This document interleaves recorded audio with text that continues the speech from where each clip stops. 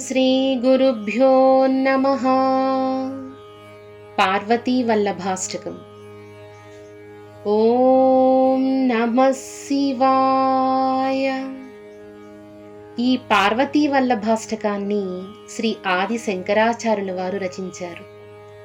పరమశివుని అనంత మహిమను వర్ణించే ఒక దివ్య స్తోత్రం. ఈ అష్టకంలోని ప్రతి శ్లోకం భక్తునిలో శివభక్తిని, వైరాగ్యాన్ని, ఆధ్యాత్మిక చైతన్యాన్ని పెంపొందించే అమూల్యమైన సందేశాన్ని అందిస్తుంది. ఇప్పుడు ఈ పవిత్రమైన పార్వతీ వల్లభాష్టకాన్ని ప్రతి శ్లోకానికి సరళమైన తెలుగు భావంతో కలిసి పారాయణ చేద్దాం.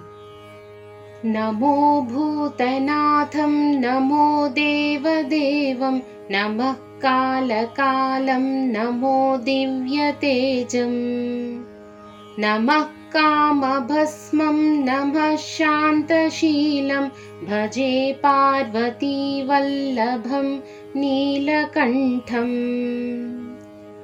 సమస్త భూతాలకు అధిపతి, దేవతలకే దేవుడైన, కాలానికే కాలుడైన పరమశివునికి ఈ శ్లోకం నమస్కరిస్తుంది.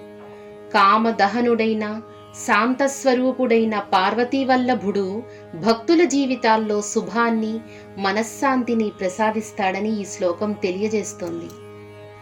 సదా తీర్థసిద్ధం సదా భక్తరక్షం సదా శైవ పూజ్యం సదా శుభ్రభస్మం సదా ధ్యానయుక్తం సదా జ్ఞానతల్పం భజే పార్వతీ వల్లభం నీలకంఠం. పరమశివుడు సకల పుణ్యతీర్థాల స్వరూపుడు. భక్తుల కోరికలను ధర్మ మార్గంలో నెరవేర్చి జ్ఞానం, పవిత్రత, దైవానుగ్రహాన్ని ప్రసాదిస్తాడు. ఆయనను ఆశ్రయించిన వారికి జీవితం శుభమయమవుతుందని ఈ శ్లోకం చెప్తోంది.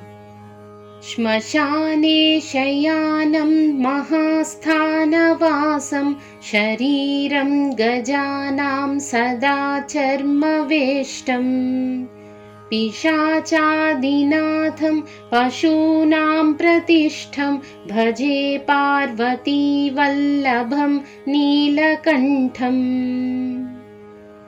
శ్మశానంలో శయనించువానికి, మహాస్థానముగు కాశీ వంటి క్షేత్రాల్లో నివసించువానిని, ఎల్లప్పుడూ కూడా గజచర్మాన్ని ధరించిన వాణ్ణి, పిశాచాదులకు ప్రభువైన వానికి, పశువులకు ఆధారభూతమైన వానికి అయిన పార్వతీ వల్లభుణ్ణి నేను సర్వదా భజిస్తున్నాను.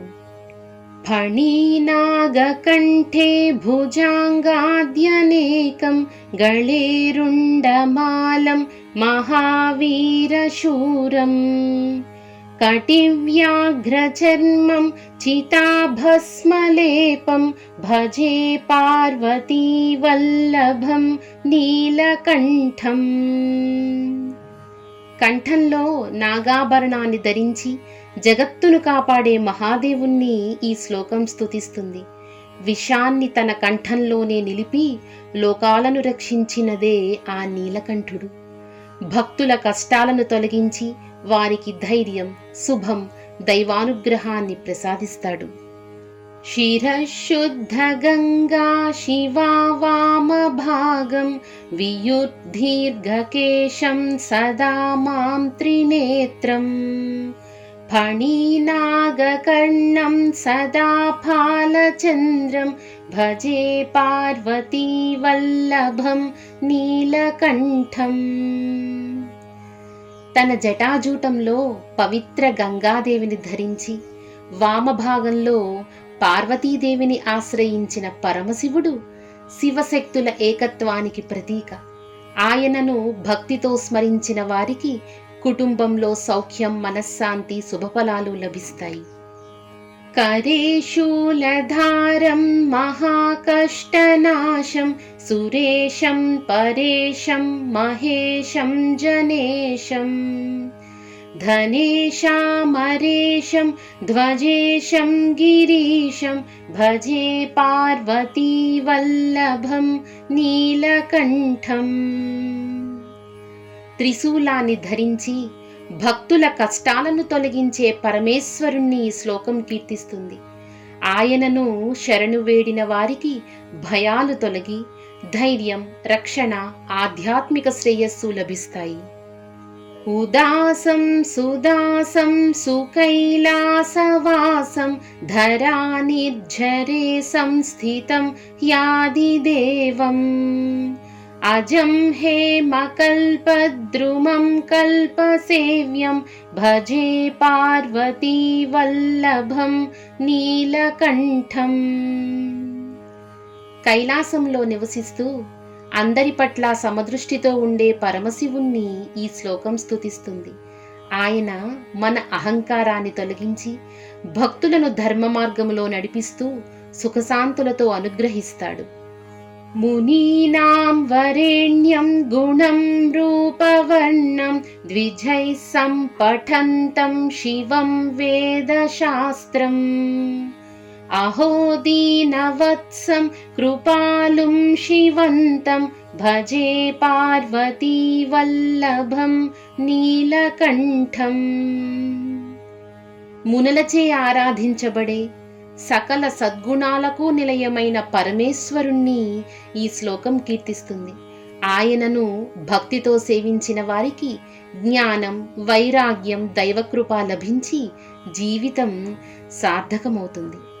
సదా భావనాథం సదా సేవ్యమానం సదా భక్తిదేవం సదా పూజ్యమానం మహాతీర్థవాసం సదా సేవ్యమేకం భజే పార్వతీ వల్లభం నీలకంఠం. ఎల్లప్పుడూ భక్తుల భావనలకు ప్రభువైన వానిని, ఎల్లప్పుడూ సేవింపబడేవాడిని, ఎల్లప్పుడూ భక్తిని ప్రసాదించే దైవాన్ని, ఎల్లప్పుడూ పూజింపబడేవానిని, మహాతీర్థాలలో నివసించేవాడిని, ఎల్లప్పుడూ సేవింపదగిన అద్వితీయుణ్ణి అయిన ఆ పార్వతీ వల్లభుడైన శ్రీకంఠుణ్ణి నేను భజిస్తున్నాను. ఇది శ్రీమత్ శంకరాచార్య విరచిత పార్వతీ వల్లభాష్టకం. ఈ పార్వతీ వల్లభాష్టకం మనకు ఒక గొప్ప జీవిత సత్యాన్ని బోధిస్తుంది. పరమశివుని నిజమైన భక్తి అంటే కేవలం స్తోత్రాలను చదవడం మాత్రమే కాదు, మనలో వినయం, జీవితంలో ధర్మం, మాటల్లో సత్యం, ప్రతి జీవిపై దయ కలిగి ఉండడం కూడా. అలాంటి జీవితాన్ని గడిపినప్పుడే భగవంతుని అనుగ్రహానికి నిజమైన పాత్రులమవుతాం. పార్వతీ పరమేశ్వరుల దివ్య కృప మీకు, మీ కుటుంబానికి ఎల్లప్పుడూ ఉండాలని మనసారా ప్రార్థిస్తూ ఓం నమః శివాయ. నమః పార్వతీపతయే. హర హర మహాదేవ.